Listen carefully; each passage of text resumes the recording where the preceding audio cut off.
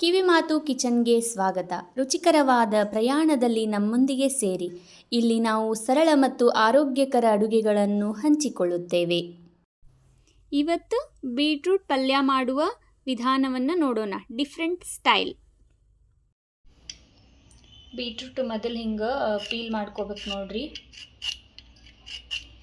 ಮ್ಯಾಲಿಂದೆಲ್ಲ ತೆಕ್ಕೋಬೇಕು. ಅದನ್ನು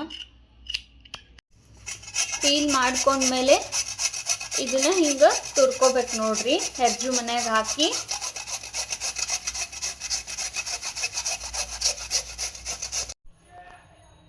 ಮೊದಲ ಒಂದು ಕಡಾಯಿ ಇಟ್ಕೊಂಡು ಅದಕ್ಕೆ ಎಣ್ಣೆ ಕಾಯಕ್ಕೆ ಇಟ್ಕೊಂಡೆ ನೋಡ್ರಿ. ಎಣ್ಣೆ ಕಾದೈತೆ ನೋಡ್ರಿ. ಸ್ವಲ್ಪ ಜೀರಿಗೆ ಹಾಕೊಳ್ತೀನಿ,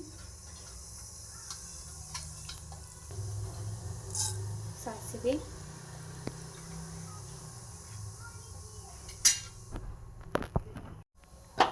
ಸ್ವಲ್ಪ ಚಟಪಟ ಅಂದಮೇಲೆ ಕರಿಬೇವು ಹಾಕಾತೀನಿ ನೋಡ್ರಿ.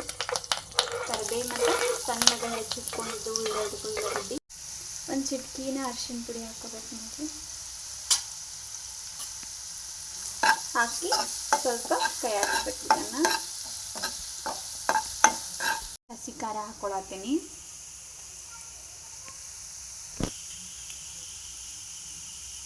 ರುಚಿಗೆ ತಕ್ಕಷ್ಟು ಉಪ್ಪು ಹಾಕೋಬೇಕು.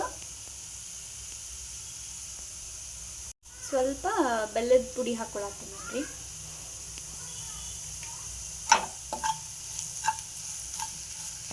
ಹಾಕಿ ಇದು ಸ್ವಲ್ಪ ಚೆಂದಾಗ ಕೈ ಆಡಿಸ್ಕೋಬೇಕು. ಸ್ವಲ್ಪ ಮಸಾಲ ಪುಡಿ ಹಾಕೊಳತ್ತೀನಿ ನೋಡ್ರಿ.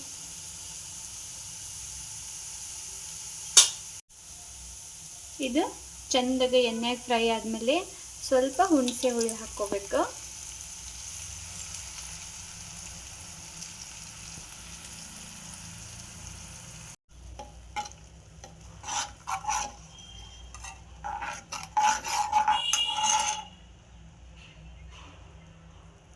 ಇದಕ್ಕೆ ತುರಿದಿಟ್ಕೊಂಡಿರ್ತೀವಲ್ಲ ಬೀಟ್ರೂಟ್, ಅದನ್ನ ಇವಾಗ ಹಾಕೋಬೇಕು ನೋಡ್ರಿ.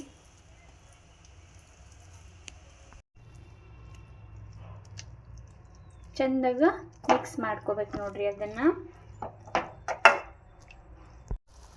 ಇದಕ್ಕೆ ಸ್ವಲ್ಪ ಶೇಂಗಾದ ಪುಡಿ ಹಾಕೊಳತ್ತೀನಿ ನೋಡ್ರಿ.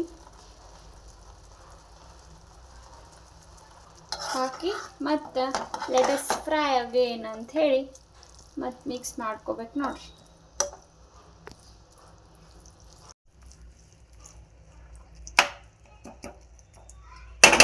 ಚೆಂದಾಗ ಕೈ ಆಡಿಸಿದ್ಮೇಲೆ ಒಂದು 2 ಮಿನಿಟ್ಸ್ ಮುಚ್ಚಿಬಿಡ್ಬೇಕು ನೋಡ್ರಿ. ಉರಿ ಸಣ್ಣಗೆ ಇಟ್ಕೋಬೇಕು.